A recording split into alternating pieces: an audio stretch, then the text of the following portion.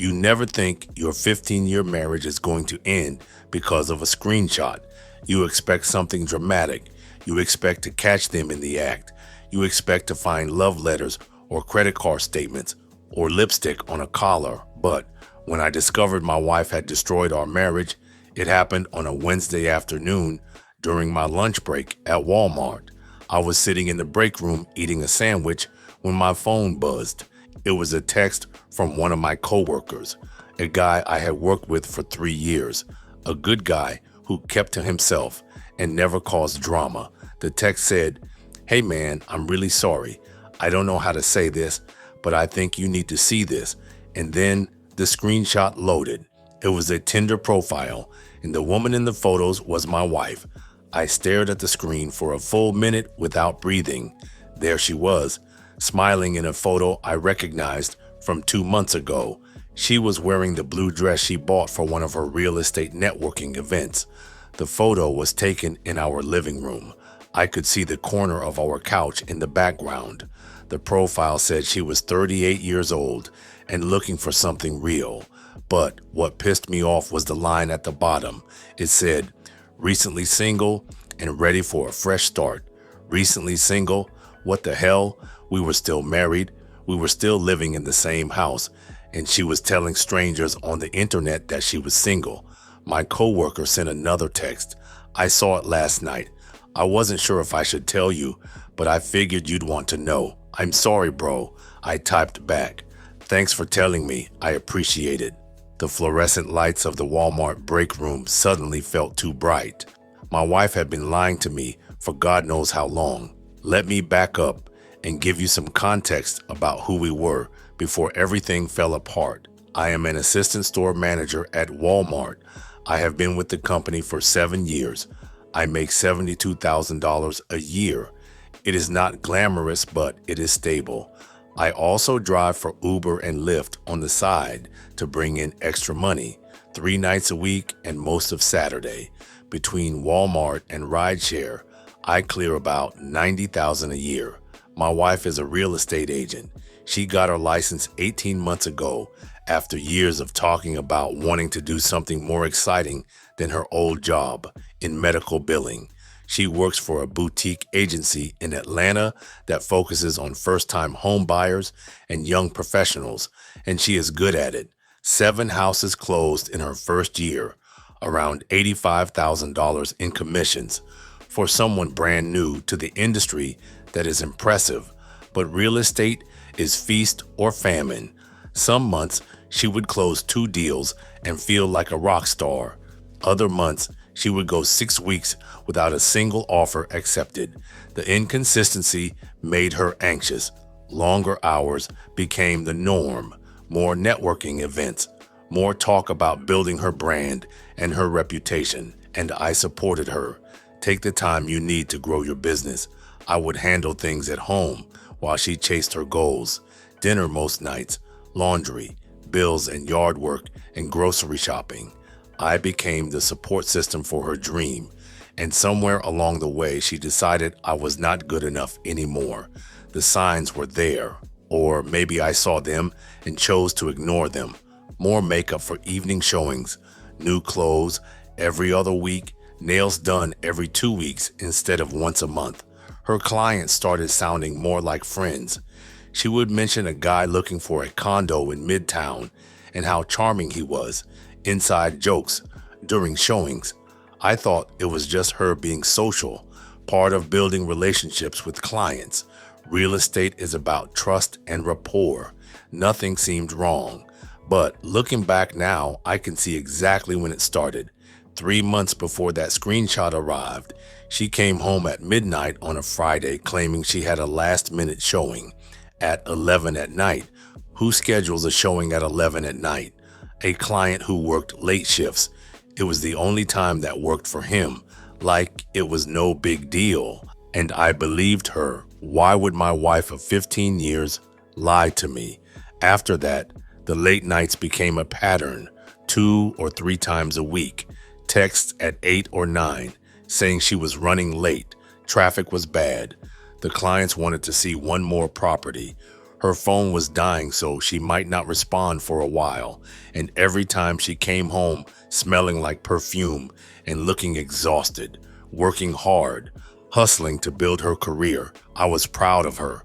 I was an idiot, sitting in that break room, staring at her Tinder profile.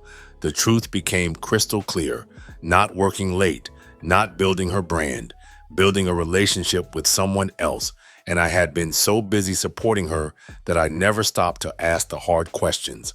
I finished my lunch break in silence, back to the sales floor, helping customers find the right size batteries, walking the store to make sure the shelves were stocked, dealing with a complaint about a broken shopping cart, and the entire time my brain was running calculations. How long had this been going on? Who was he? Where did they meet? How many times had she lied to my face? But more importantly, one critical question: what was I going to do about it? Confronting her that night was an option. Throw the phone in her face and demand an explanation. Scream and cry and beg her to stop. But none of that would work, because if I confronted her, she would just get better at hiding it, delete the profile, change her passwords, gaslight me about being paranoid. The profile was old, made it as a joke. I was being controlling and jealous, never knowing the full truth. So, a decision formed right there in the middle of the Walmart sales floor. Stay silent, act like nothing was wrong, smile and cook dinner and ask about her day. And while doing that, build a case against her, document everything, secure our money, find a lawyer, and when the time was right, destroy her. The drive home that evening felt longer than usual. She was already there when I walked in, sitting on the couch in her work clothes, scrolling through her phone. She looked up and smiled. How was my day? Fine. Spaghetti for dinner? That sounded great.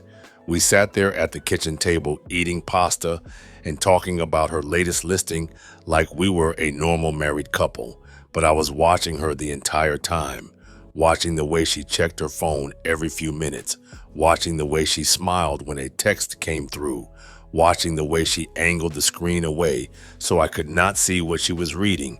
And I knew, texting him, the man from Tinder, the man who was destroying my marriage. After dinner, an Uber shift was my excuse. She planned to take a bath and go to bed early. I didn't kiss her, I just waved at her. Out the door I went. But I did not go drive for Uber. A coffee shop 20 minutes away became my war room. The first call went to a divorce attorney. Google search for Atlanta divorce lawyers specializing in adultery cases. Free consultations on the website. A voicemail explaining that I had proof my wife was cheating and needed to file for divorce as soon as possible. Next came my bank. Opening a separate checking account took 10 minutes online. A completely different bank, one she had never heard of, one that did not send statements to our house. $2,000 transferred from our joint savings, not enough for her to notice, just enough to give me a safety net. Then screenshots of her Tinder profile from my coworker's phone, a couple of different places, my phone, my email, a Google Drive folder created just for evidence, titled Taxes 2024. So if she ever looked at my computer, she would not think twice about it. And when the time came, I would have everything needed to bury her in court. The divorce attorney called back the next morning, taking the call during my drive to work. The situation explained: the Tinder profile, 15 years of marriage, a house together in East Atlanta, any kids? No. Proof of the affair? The Tinder profile with more evidence on the way. If you didn't know, in Georgia, adultery is grounds for an at-fault divorce. Proof of an affair could impact what the cheating spouse receives. Because adultery is considered a fault ground, filing could happen immediately without waiting for any separation period.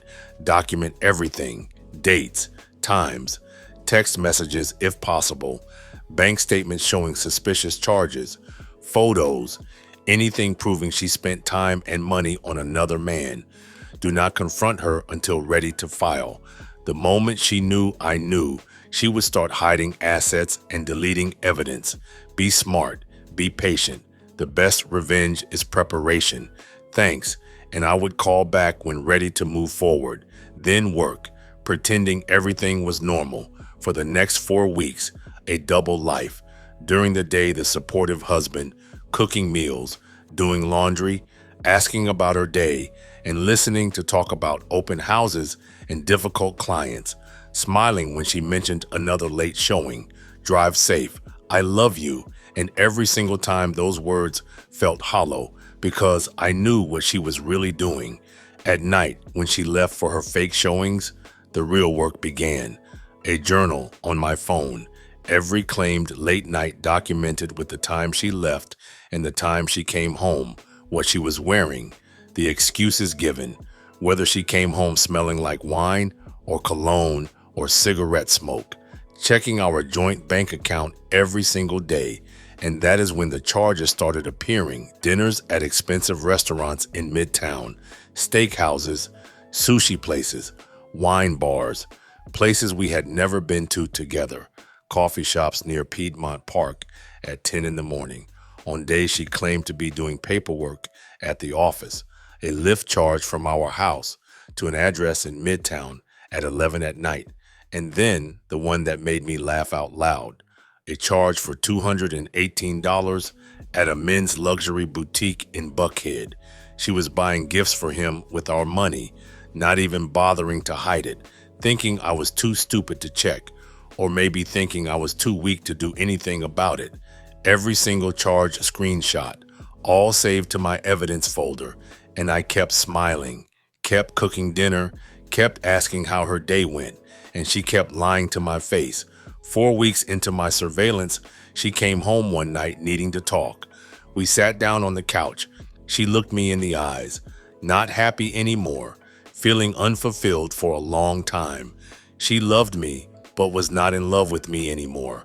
Our marriage had become more like a roommate situation than a partnership. She needed space to figure out what she wanted. Was there someone else? She paused, only for a second, but I saw it. The hesitation, the calculation, deciding whether to lie or tell the truth. Then no, this was about her and not about anyone else. Just needed time to think. Wanted to stay with a friend for a few weeks. Which friend? A girlfriend from her real estate office. Another lie. I understand. I want you to be happy. Take all the time you need. Watching her go into the bedroom to pack. 30 minutes later, she came back with 2 suitcases. The large black roller bag from our honeymoon. A smaller carry-on. Everything needed to move in with him. Standing at the door with her bags, she looked at me like she expected begging, expected crying, expected pleading for her not to go. Instead, I just gave her a hug. I hope you find what you are looking for. Opening the door for her. She looked confused. Am I okay? Fine. Walking out to her car and driving away. Standing in the doorway watching her taillights disappear down the street. Closing the door. I got to work. A locksmith received my first call. Extra paid for same-day service. 2 hours later, new deadbolts installed on both the front and back doors. Her old key kept as a souvenir under Georgia law because she had voluntarily moved out and established residence elsewhere. Changing the locks was legal.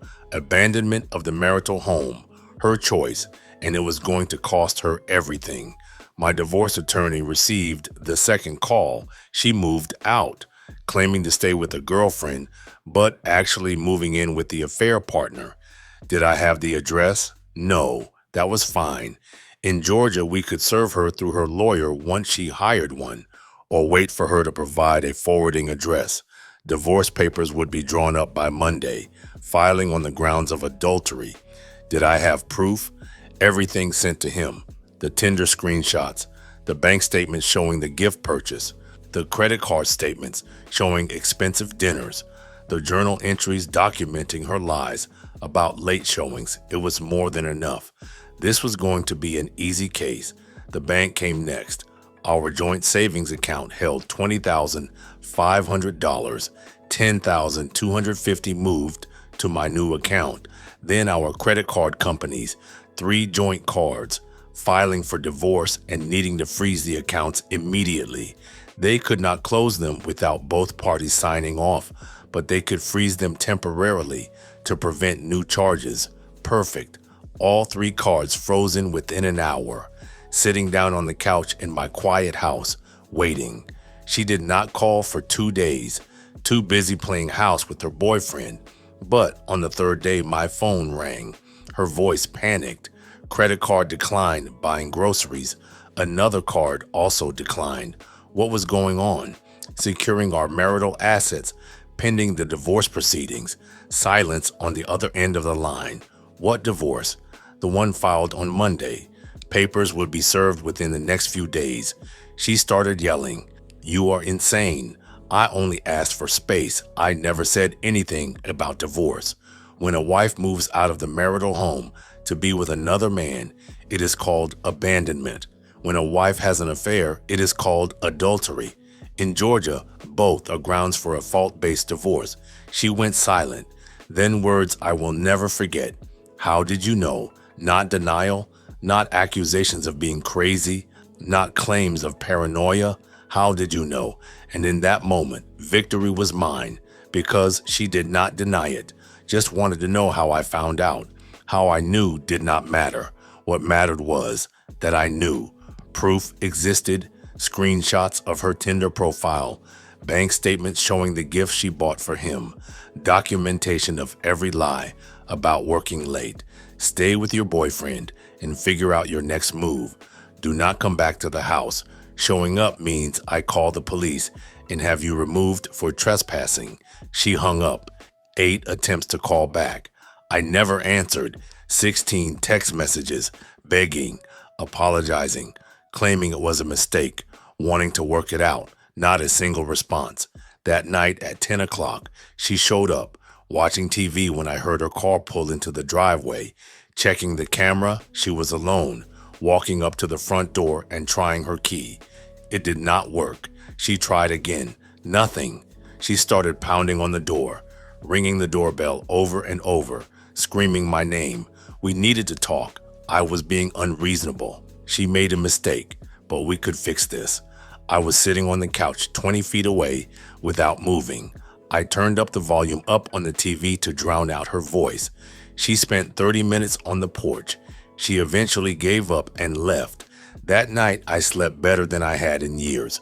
1 week later, the divorce papers were served.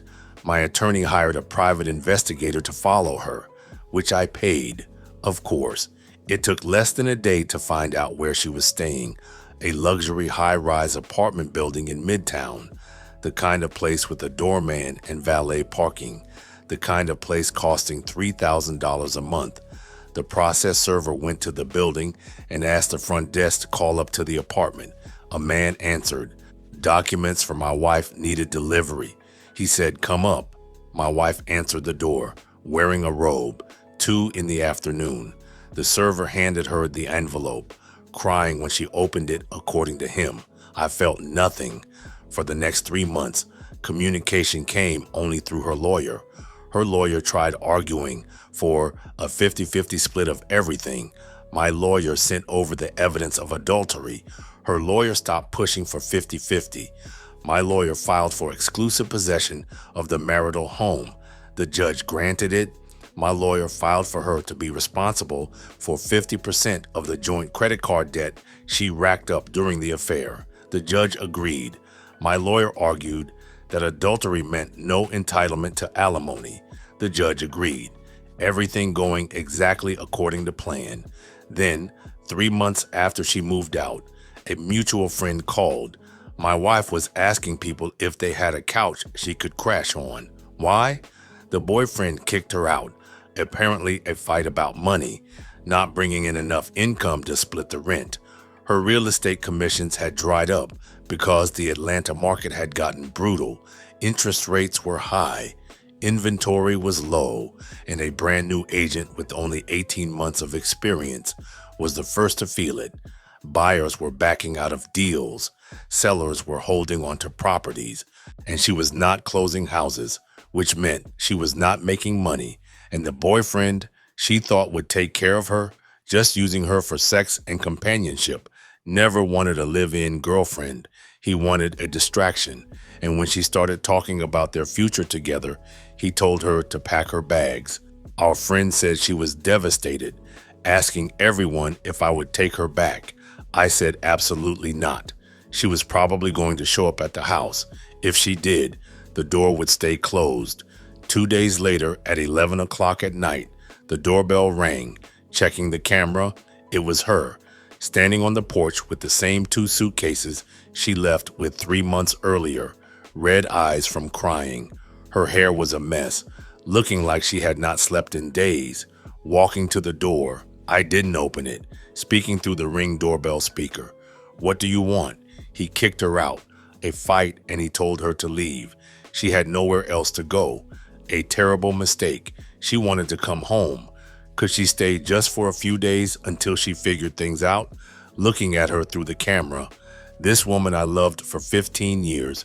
This woman I supported and encouraged and sacrificed for. This woman who threw it all away for a man she met on Tinder. Hell no. She started crying harder. She said I was still her husband. I am supposed to be there for her. She said marriage is for better or worse. We would not be married much longer. The divorce would be finalized in 2 weeks. She made her choice creating that Tinder profile. She made her choice lying for 3 months. She made her choice moving out to be with him. Actions have consequences. I turned off the speaker. She spent 40 minutes on the porch, crying, begging, pleading. I was sitting on the couch watching a movie with noise-canceling headphones on. Eventually, she left. Where she went that night remains unknown. Where she stays now does not matter, and I do not care. 2 weeks later, the divorce was finalized. The house became mine. The car became mine.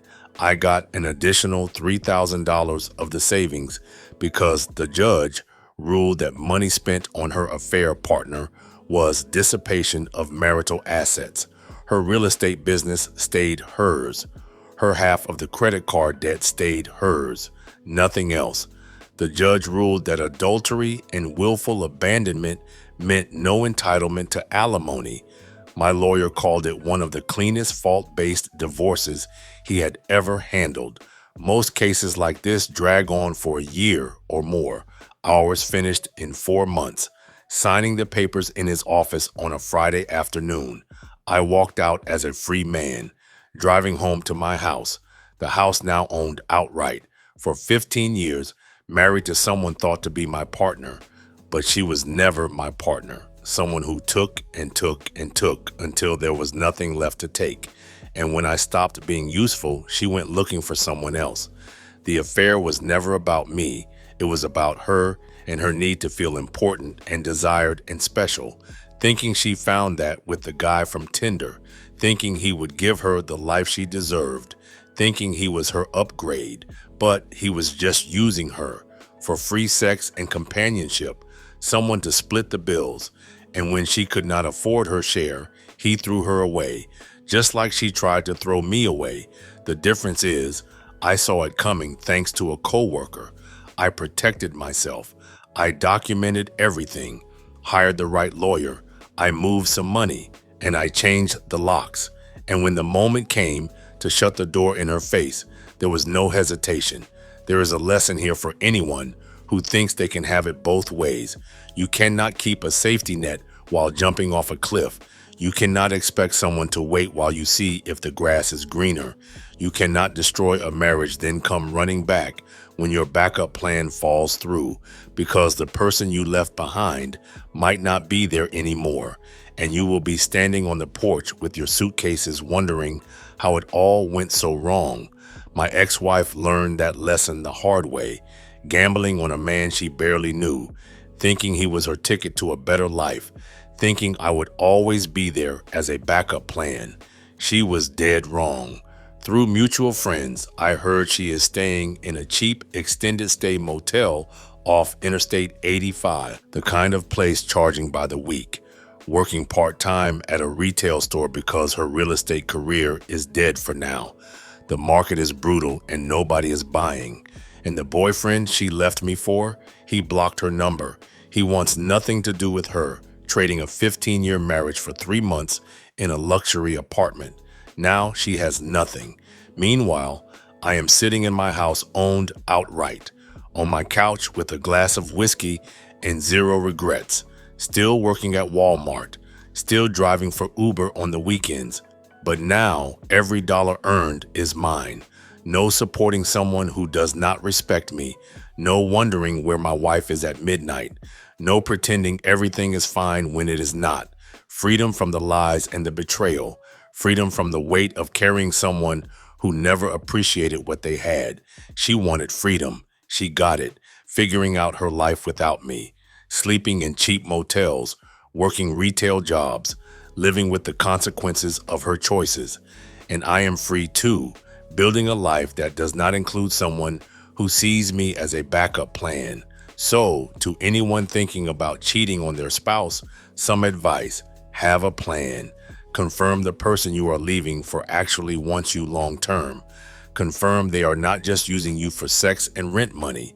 Confirm you can afford to live on your own, because without those things figured out, you will end up exactly like my ex-wife, homeless and damn near broke, realizing it too late that the person you thought would catch you was never really there at all, and the person you thought would always take you back has finally learned to close the door. Locks are easy to change. Bank accounts are easy to separate. Divorce papers are easy to file. But trust is almost impossible to rebuild. And once it is gone forever. My ex-wife destroyed our marriage for a fantasy, living with that choice for the rest of her life, while I move on and build something better, something real, something that does not include her.